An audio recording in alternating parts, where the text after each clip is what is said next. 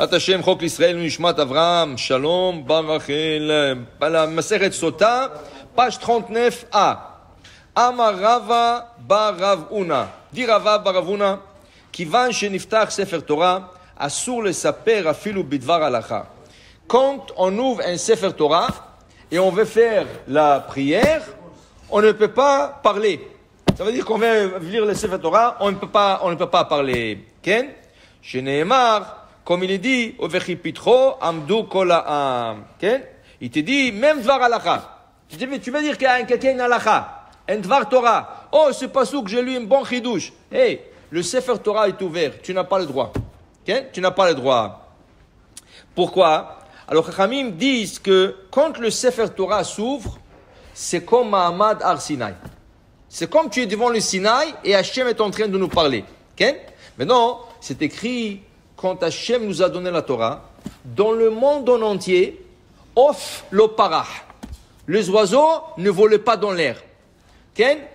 La vache n'a pas fait du bruit. Les ânes, le coq, toute la création s'est tue pour entendre la voix d'Hachem. Et la voix d'Hachem, c'est pas petit. Ils se sont évanouis de la voix d'Hachem. Et là, ils ont écouté le 10 commandements d'Hachem. Ça a été donné en 2 étapes. Première étape, Hachem a dit tout le 10 commandements sur une fois. Ça veut dire que Anochi Hachem pareil, Lotissa Hachem tout ça. Après, il nous a commencé à expliquer un commandement un après l'autre. Seulement, ils n'étaient pas capables de prendre la voix d'Hachem. Parce qu'on dit dans les Tehillim 18, Kol Hashem meshabber harazim. La voix d'Hachem, elle casse les cèdres du Liban. Okay? C'était tellement fort, leur âme ne pouvait pas rester dans le corps, ils sont morts.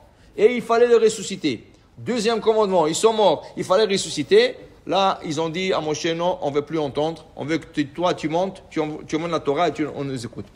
C'est écrit que quand ils étaient devant le Sinaï, Vekol ha'am, tout le peuple, Ro'im et Akolot. Ils voyaient la voix d'Hachem. J'ai dit, comment c'est possible? Tu peux pas voir une voix, tu l'entends, tu la vois pas. Qu'est-ce que c'est? Ils ont vu le voix. C'était exceptionnel. Quand Hachem parlait, ils voyaient les paroles d'Hachem dans l'air. Ils pouvaient le voir. En plus de ça, tout le monde, la plupart étaient handicapés. Imagine-toi, ils travaillaient dans les briques. Quand une brique tombait sur un gars, il lui coupait la main, le pied, sur la tête. Ils étaient vraiment en mauvaise condition physique. Okay? Quand ils sont venus à Har Sinai, ils ont tous guéri. Hachem les a tous guéris. Okay? Alors, tu comprends maintenant, ils disent comme ça. Ils disent, la Gemara nous dit, Kivan sheniftach Sefer Torah. Une fois qu'on ouvre le Sefer Torah, asur le saper, afilu bidvar halacha. Il est interdit de faire même une dvar halacha. Okay? D'abord, c'est comme Mahamad Har Sinai.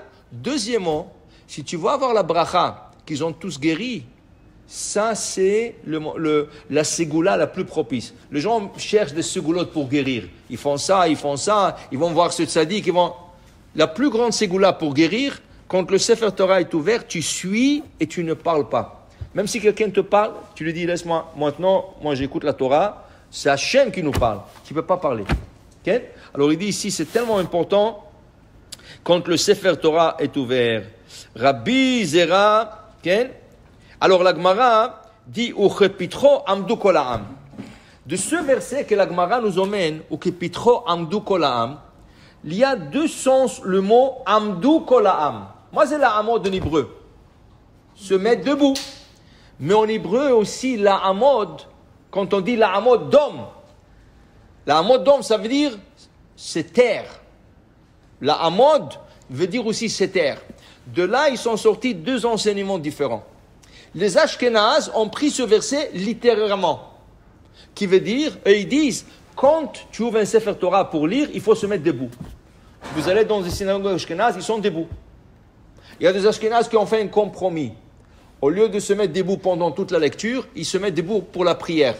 Baruch Hashem vorach, Asher bachar banu mikol ha'amim, ils se mettent debout. Et quand le Hazan il commence à lire, ils s'assoient. Mais il y a des Ashkénazes qui se mettent debout carrément pour la lecture de la Torah. Parce que le verset, il dit, Vechipitro, quand on a ouvert le Sefer, Amdou Kolam, il faut se mettre debout. Le côté séfarade, du côté séfarade, le Shulchan Aruch, il dit non. Tu n'as pas besoin de se mettre debout. Tu as besoin de te taire. La Amod, c'est se taire. Dans ce cas, quand le Sefer Torah s'ouvre, tu te tais, mais tu t'assois. Et en plus de ça, tu es plus concentré. Quand tu es assis, tu as plus de concentration. Alors pour te dire que ce verset que la Gemara a emmené, de là sont sorties deux coutumes différentes, séfarade et ashkenaz. Après, il dit ici, Shalut al-Midav et Rabbi Lazar ben Shamoua, Bema erachta yamim. Les élèves de Rabbi Lazar ben Shamoua lui ont demandé, comment ça se fait que tu as eu, Baruch Hashem, une longue vie? Il dit, mais Amar lahem miyamai, lo asiti bet knesset kapandria. Jamais je fais un raccourci de chemin par une synagogue. Ça veut dire que la synagogue, il a deux portes. Une qui donne sur une rue et l'autre porte qui donne sur une autre rue.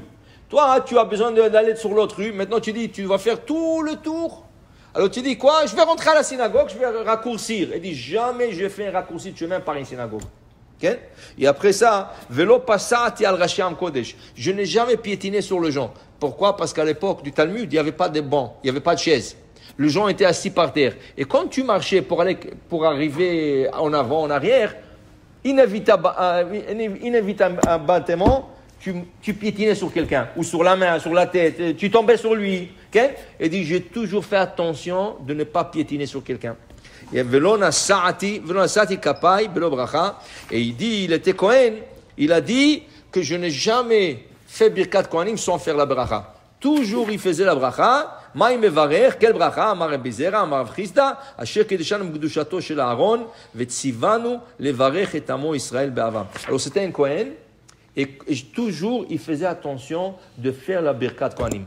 Pour dire qu'il y a des choses, regardez, de ne pas piétiner sur quelqu'un. Par mégare ou chose. C'est pas écrit dans la Torah, ça. Fais attention, c'est que tu n'aimes pas qu'on te fasse. Mais c'est des petites choses. C'est là que le rabbin qui ont fait de ces petites choses-là, c'est là qu'ils ont eu une longue vie. Et notre rabbin, Rabbi Nechonia ben Akana, quand on lui a demandé comment tu as eu une longue vie, il a dit toujours avant d'aller dormir, je pardonnais à tout celui qui m'a fait quelque chose pendant la journée.